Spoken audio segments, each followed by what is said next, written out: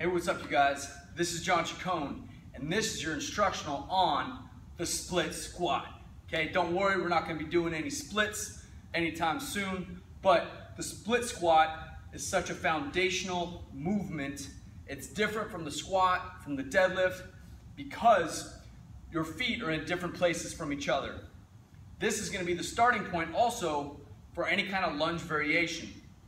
The difference between a split squat and a lunge is that in the split squat, your feet stay in one position while your hips, knees, and ankles flex and extend to bring your hips lower and higher from the ground. Okay, you're essentially standing up and going closer to the ground, back and forth, while your feet are in a staggered stance. And I'll show you how you can transition into a lunge. Another way that you can increase the use of a split squat is what I'll refer to as a rear foot elevated split squat, which I'll talk about later. But with the split squat, it's so fundamental because I think we tend to do more things in a unilateral or one-legged position in life than we actually do with a squat.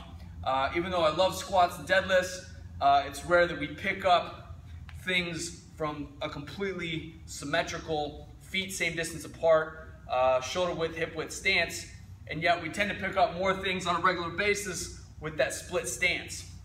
Now, for some people, a split stance is actually going to be more beneficial to them. Maybe it feels better with their hips, their knees, their back, their shoulders, whatever it is, or they might feel better doing other things like squats and deadlifts. But the split squat can help to increase your ability to perform things like squats, like deadlifts. Not only is it going to strengthen those stabilizer muscles that we don't get a chance to use too much, especially those that stabilize the knee. We don't get to use those as much in our squats and deadlifts. It also allows you to sink even deeper and incorporates a stretch into your hip. So I'll break it down from the front and from the side. For the split squat, you're going to start with one foot in front of you and one foot behind you. You want your torso to be centered between both. Your feet are hip width apart, your toes are straight ahead, your front foot is flat, and you're on the ball of the foot for the back foot. From here, you're going to establish a neutral posture. Pull your shoulder blades together. You can put your hands wherever you want. You don't have to put them behind your head or anything crazy like that. Just make sure the shoulder blades are back and you have a tall chest. From here, taking your belly breath, you're going to lower yourself under control till that back knee is 1 or 2 inches above the ground, and then drive through all the way up. Okay? This is important because some people, especially with split squats, will kind of come partially up and then come back down. Come all the way up, drive through that front foot and the back foot so that that force meets right here in the middle. I prefer with this one to perform all my repetitions on that one side and then switch. From the front, it'll look like this. Again, starting with your feet hip width apart. We don't want to have them super wide because then the knees will be caving as you're moving. 1 foot in front, 1 foot behind. You have your torso centered between them. Establish your belly breath. Pull those shoulder blades back. Lower yourself under control till that back knee is 1 or 2 inches above the ground and come back up. Now, let's say you're not able to go down to the ground all the way, or maybe it hurts your knee after a certain point, but you can also stop at a certain point and you feel just fine. Sometimes you can place something underneath your knee, like a soft medicine ball or a rolled up towel, something like that, so that you can come part of the way down and come back up. That way you can still strengthen those glutes, hamstrings, quads in that specific way, and then slowly start to take away some of the padding or whatever it is that you're using. Now, that was a split squat. You noticed our foot, neither of our feet moved. They stayed in one spot. When transitioning to a lunge, I like to start people with a reverse lunge, where they'll begin with, again, that hip width stance. Except this time, you're gonna shift your weight towards what's gonna be your front leg. So in this case, it'll be my left leg. I'll shift my weight over there. Then I'm gonna slowly glide my weight back, and that back foot is going to glide across the ground just above it, not on the ground, just above it until I reach that split squat position. At the same time, when I'm done, I'm going to drive through that front leg, push off the back leg, and fully extend my hip. The next step would either be a front lunge, which I don't prefer. It just doesn't feel good on my knees or my hips just because you have to push back. But this looks something like this. You'll step forward, push back up. I prefer to do a walking lunge where you can take advantage of that pull through like we did for the reverse lunge. You're just alternating each time. You can choose to hold weight up here in the rack position, off to the sides, on one side, overhead, whatever it might be. There's numerous ways you can challenge yourself with any of the lunge positions or the split squats. Now, for a split squat, you're simply going to raise one foot. I don't prefer to use a box. I'd actually prefer something that's rounded.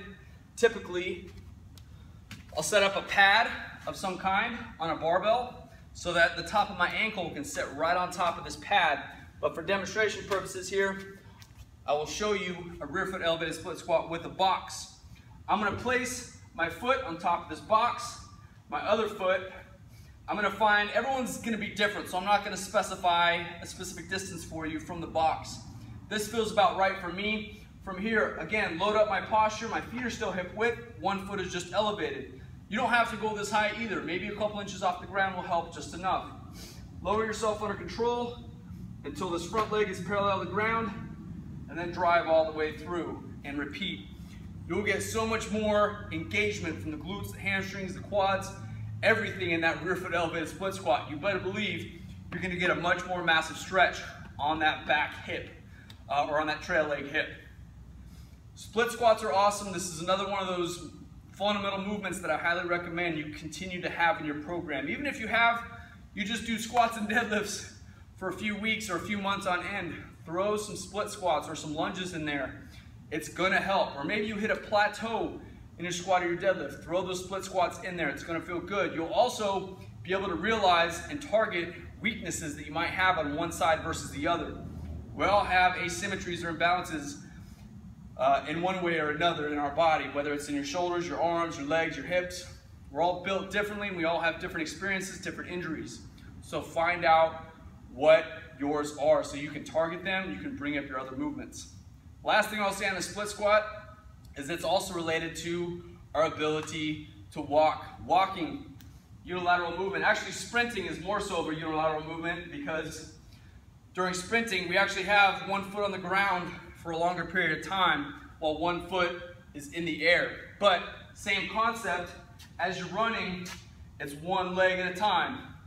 Same thing, you're gonna be utilizing those glutes, the hamstrings, as you pull yourself through, because when you're running, you are pawing that ground and propelling yourself forward. So this is gonna help with that. If you're trying to increase sprint speed, running speed, I'm a huge fan of split squats. So that's all I got for you today on the split squat instructional. Start with body weight and slowly work your way up, increasing intensity with either more weight or distribution of weight, raising that back foot or transitioning into a lunge of some kind, whether it's reverse lunge, forward lunge, walking lunge, or any crazies out there that want to do the side lunge for some reason.